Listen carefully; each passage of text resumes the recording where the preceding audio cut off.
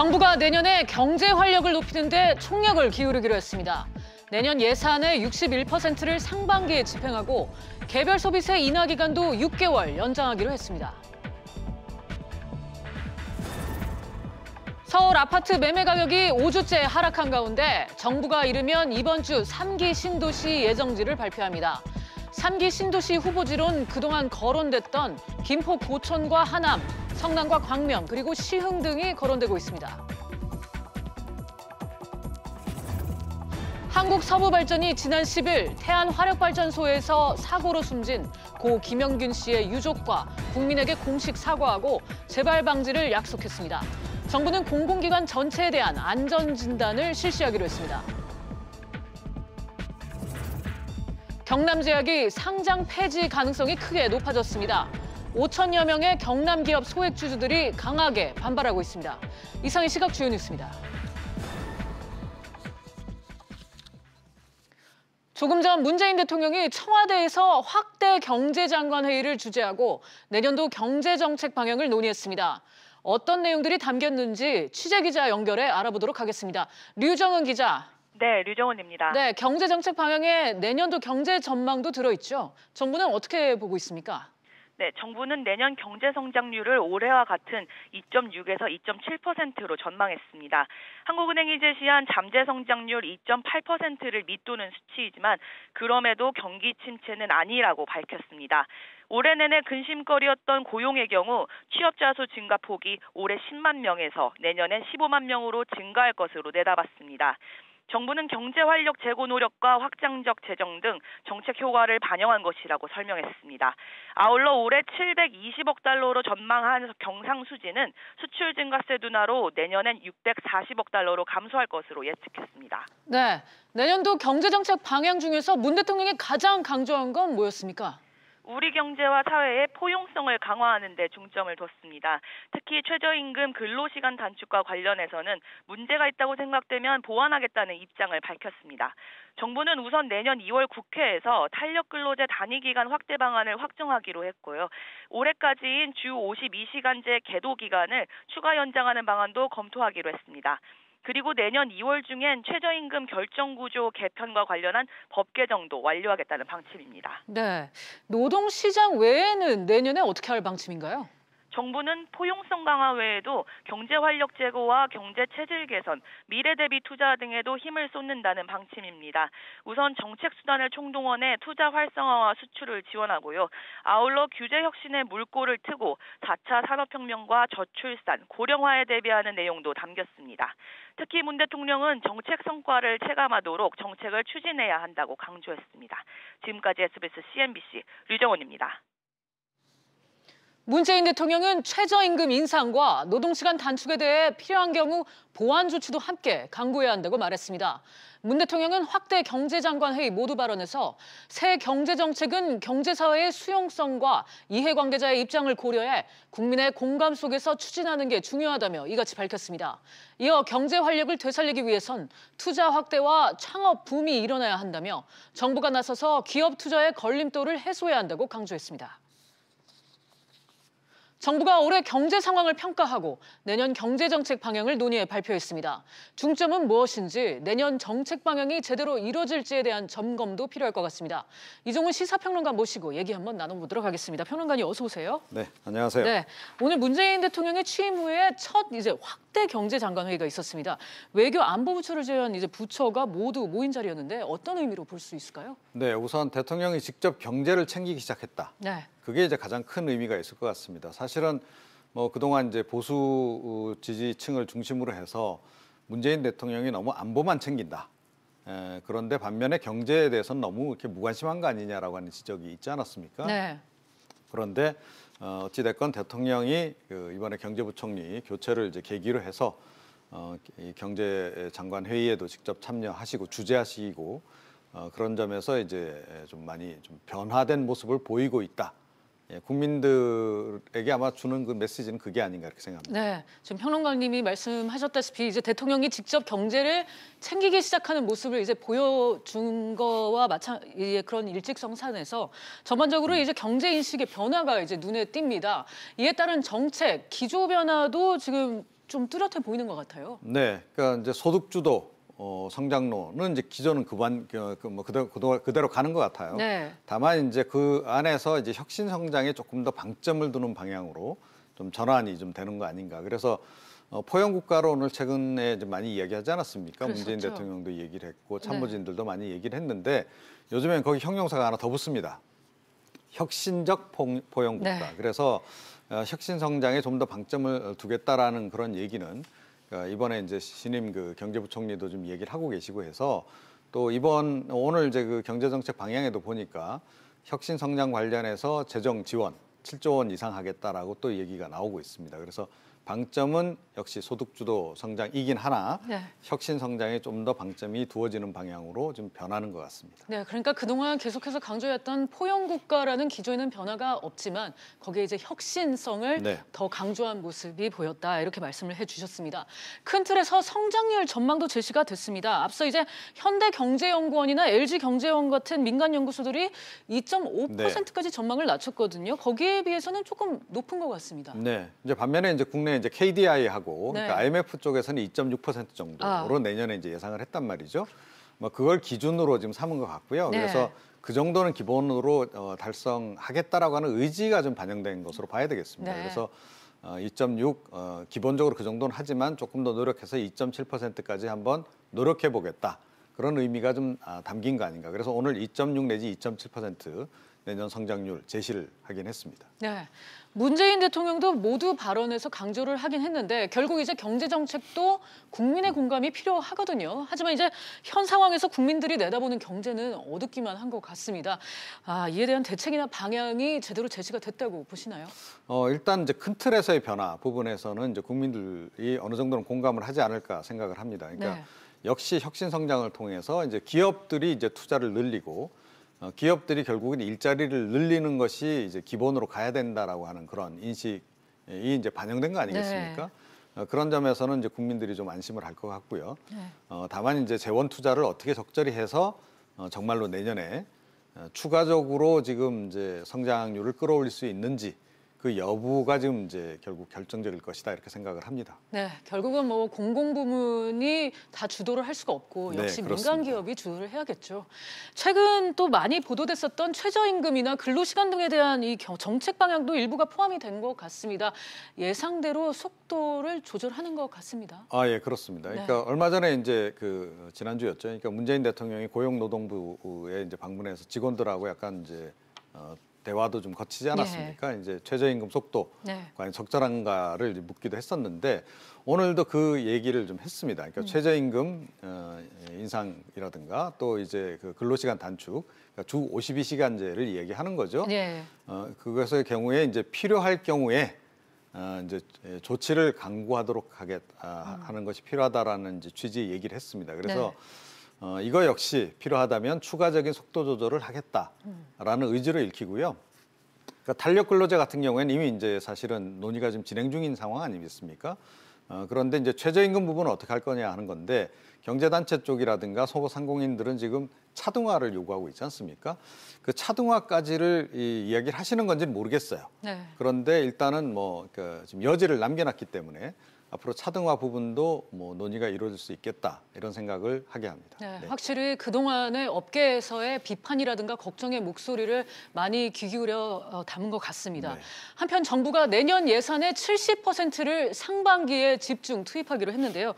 조기 집행으로서는 역대 최고 수준이라고 할 수 있겠죠? 네, 그렇습니다. 그러니까 뭐 과거에도 이제 경기가 안 좋을 경우에는 이제 예산을 좀 앞당겨서 집행을 해서 정부 부문에서라도 좀 경기 활력을 좀 이제 도모를 하는 그런 이제 움직임들을 보이긴 했는데요.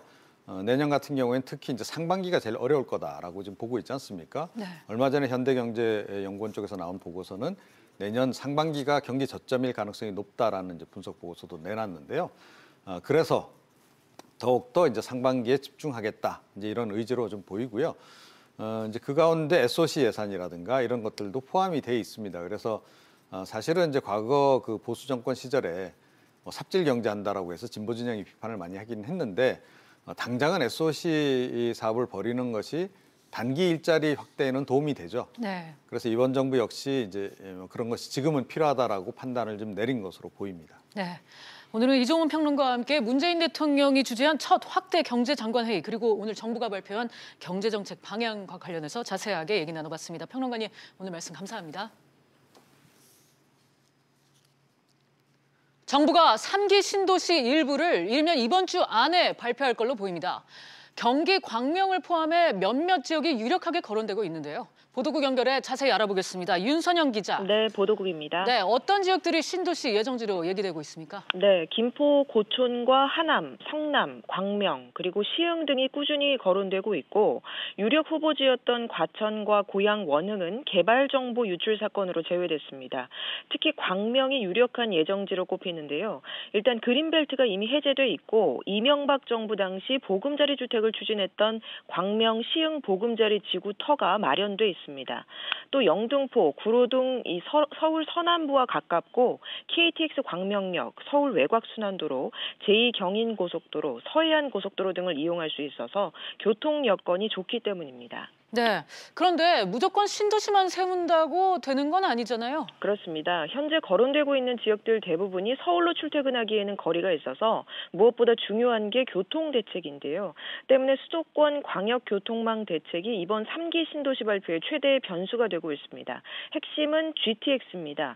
일산과 강남, 동탄을 잇는 A 노선은 민간투자사업심의위원회를 통과했고 의정부와 금정간 C 노선은 예비타당성 조사 문턱을 넘었습니다. 다만 청량리에서 인천 송도를 연결하는 B 노선은 사업성이 부족한 것으로 나왔습니다. 네, 이르면 이번 주에 발표가 나올 것 같다고요? 그렇습니다. 현재 예정지는 확정이 된 상태고 교통대책 등의 문제로 발표 일정을 조율 중인 것으로 알려졌습니다. 다음 주에는 성탄절 연휴가 있고 남북철도 도로 연결 착공식이 예정돼 있어서 이번 주에 발표할 가능성이 유력해 보입니다. 지금까지 보도국에서 전해드렸습니다. 한국서부발전이 비정규직 하청업체 노동자 사고에 대한 공식 사과문을 발표했습니다. 국회에 축소 보고했다는 의혹이 제기되고 있는 가운데 정부가 사고 관련 대책을 발표합니다. 자세한 내용은 취재기자 연결해 알아보겠습니다. 최나리 기자. 네, 최나리입니다. 네, 서부발전이 공식 사과문을 냈다고요? 네, 비정규직 노동자가 숨진 태안화력발전소를 운영하는 한국서부발전이 사고 발생 닷새 만인 어젯밤 사과문을 발표했습니다. 서부발전은 진상규명을 위한 조사 협조와 재발 방지를 약속했습니다. 또 비정규직의 정규직화 등 정부의 방침이 잘 이행될 수 있도록 최선을 다하겠다고 밝혔습니다.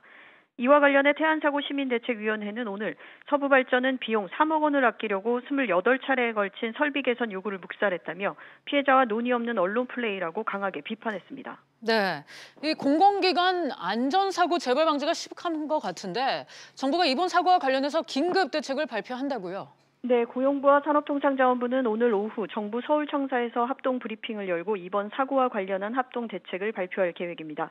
KTX 사고, 저유소 화재, 열수 송관 파열 등 최근 사고가 잇따르자 안전에 대한 평가를 강화할 방침입니다. 또 안전 관련 파견 용역 인력의 정규직화에 대한 논의도 이뤄질 것으로 보입니다. 앞서 어제 기획재정부에 따르면 정부는 철도, 도로, 항만 등 SOC와 에너지 공기업에 대한 안전 관련 전수 조사를 검토하기로 했습니다. 지금까지 SBS CNBC 최나리입니다. 경영 정상화와 거래 재개가 기대되던 경남제약이 상장 폐지 위기에 처했습니다. 5천 명이 넘는 소액주주들은 충격에 빠졌는데요. 최종 결정은 다음 달 8일 이전에 결정될 예정입니다.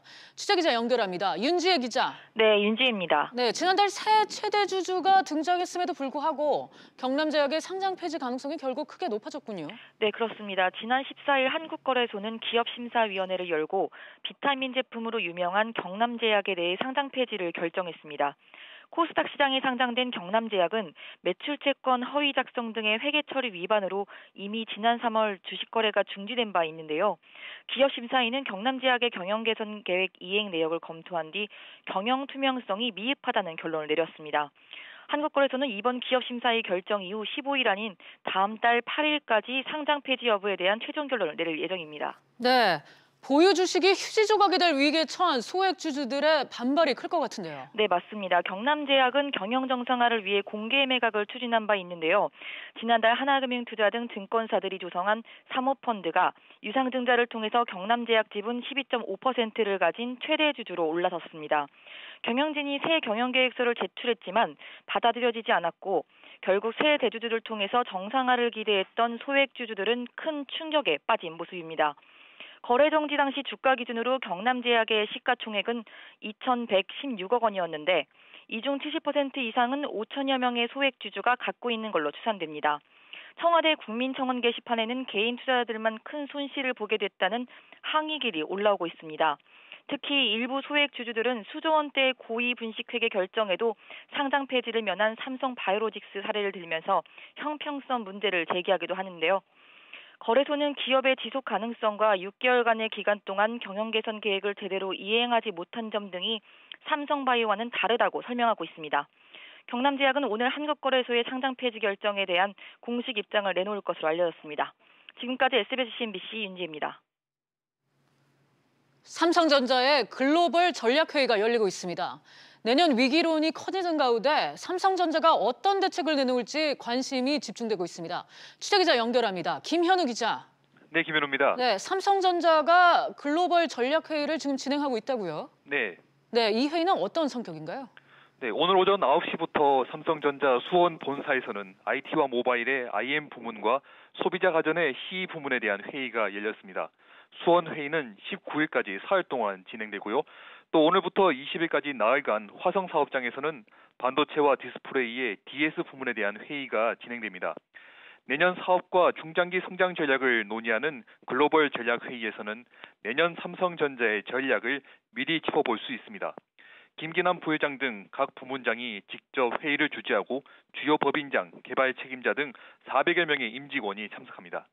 네, 삼성전자의 성장을 견인했던 반도체 경기가 내년부터 꺾인다는 전망이 지배적인데 이에 대해서 어떤 대응책이 나올 걸로 예상이 됩니까? 네, 삼성전자는 인공지능과 자율주행차 등 미래 산업에서 삼성전자의 성장 동력을 찾고 기존 1위 부문에서 격차를 벌리는 전략을 세울 것으로 예상됩니다. 약점으로 지적받는 비메모리 부문 강화와 내년 초 출시하는 갤럭시 S10 폴더블 폰에 대한 전략도 세울 것으로 전망됩니다. 중국 화웨이에 대한 미국의 규제 속에서 5G 네트워크 장비 경쟁력을 높이는 방안도 논의할 것으로 보입니다. 또 이재용 부회장이 참석하는지도 관심인데요. 현재까지 이 부회장의 참석 여부는 알려지지 않았습니다. 지금까지 SBS CNBC 김현우입니다. 공정거래위원회가 시장 지배적 지위를 남용한 혐의를 받고 있는 코리안 리에 대해 76억 원의 과징금을 부과했습니다. 일반 보험사들의 항공보험 재보험 거래를 자신과만 하도록 하고 특약 설정도 자사에게만 유리하도록 제한해서 시장 경쟁을 저해했다는 게 이유입니다.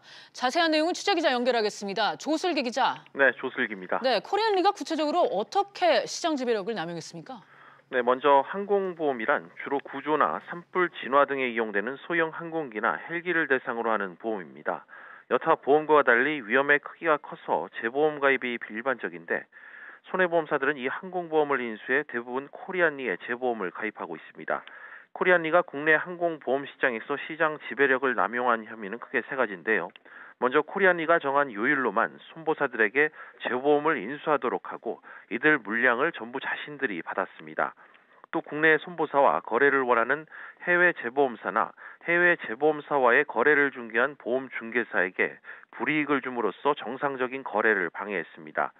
또 국내 진출 가능성이 높은 해외 재보험사들과는 별도의 출제 특약을 체결해 국내 손보사들과 해외 재보험사 간의 거래를 막기도 했습니다. 네, 이런 시장 지배력이 얼마나 크길래 이 같은 상황이 지속될 수 있었습니까? 네, 우선 항공보험의 보험 요율을 살펴보면 그 공정위 조사가 시작되기 전인 지난해 평균 요율이 0.79%였는데 올해 1월부터 7월까지 요율은 0.51%로 무려 35% 떨어졌습니다. 한마디로 조사가 시작되자 요율을 떨어뜨렸다는 얘기인데요. 최근 5년간 평균 시장 점유율이 88%에 달하는 코리안리가 일방적으로 정한 요율과 조건이 적용됐고 다양한 상품을 비교하고 선택할 기회도 차단됐던 것입니다. 공정위는 코리안리에 76억 원 과징금 부과와 더불어 향후 손보사들과의 재보험 거래 조건 재협의는 물론 항공보험 등 3년간 거래 현황 보고를 지시했습니다. 지금까지 SBS CNBC 조슬기입니다. 공정거래위원회는 설 명절을 앞두고 불공정 하도급 신고센터를 운영한다고 밝혔습니다. 내년 2월 1일까지 47일간 운영되는 신고센터는 명절을 앞두고 하도급 대금을 제대로 받지 못해 어려움을 겪는 중소 하도급 업체를 위한 것입니다. 공정위는 사건이 접수되면 통상적인 신고 처리 방식과 달리 대금 조기 지급에 중점을 두고 최대한 신속히 처리할 방침입니다. 어린이들이 좋아하는 초콜릿에 카페인 함량이 너무 높아 주의가 요구됩니다. 커피나 콜라보다는 다소 무방비하게 자녀들에게 초콜릿을 주는 부모님들 계신데 표시가 제대로 돼 있지 않아 문제입니다. 취재기자 연결해 자세한 내용 알아보죠. 박연신 기자. 네, 박연신입니다. 네, 초콜릿이 들어있는 카페인이 어느 정도 수준이었나요? 네, 한국소비자원 조사 결과 초콜릿 일부 제품에는 일일 최대 섭취 권고량을 넘는 카페인이 들어있는 것으로 나타났습니다. 특히 25개 제품 가운데 한 제품은 제품 하나를 모두 먹을 경우 만 3세에서 5세 어린이에게 권고되는 카페인 섭취량을 10% 이상 넘기기도 했습니다. 또 4개 제품은 만 6세에서 8세 어린이에게 권고되는 카페인의 절반에 달하는 양이 들어있기도 했습니다. 제품별로도 큰 차이가 났는데요. 카페인 함량은 개당 3,007에서 48mg까지 최대 13배 차이가 났습니다. 특히 일부 제품은 콜라보다 더 많은 카페인이 들어있었습니다. 제품 유형별로는 다크 초콜릿이 밀크 초콜릿보다 2배가량 많은 카페인이 함유된 것으로 조사됐습니다. 네, 그런데 박 기자, 그동안 초콜릿 제품에서 카페인 함량은 본 적이 없는 것 같아요. 네, 그렇습니다. 초콜릿이나 코코아 가공품과 같은 식품에는 카페인 함량에 대한 표시 의무가 없어 일반 소비자가 카페인이 얼마나 들었는지 알기 어려운 상황입니다. 소비자원은 어린이들이 기준치를 넘는 카페인을 섭취하게 되면 주의력 결핍, 과잉 행동장애, 즉 ADHD가 유발될 수 있고 불면증이나 약물 내성 등도 생길 수 있다고 경고했습니다. 소비자원은 식약처의 카페인 함량 모니터링 강화와 함께 표시 의무화에 대해서도 검토를 요청할 계획이라고 밝혔습니다. 지금까지 보도국에서 전해드렸습니다. 올해 주가 하락으로 국내 상장사 10대 주식 부호의 주식 자산이 15조 원 넘게 증발한 걸로 나타났습니다. 재벌닷컴이 지난 14일 종가 기준으로 상장사 상위 10대 주식 부호의 주식 자산을 집계한 결과 43조 6,716억 원으로 지난해 말보다 26% 줄었습니다.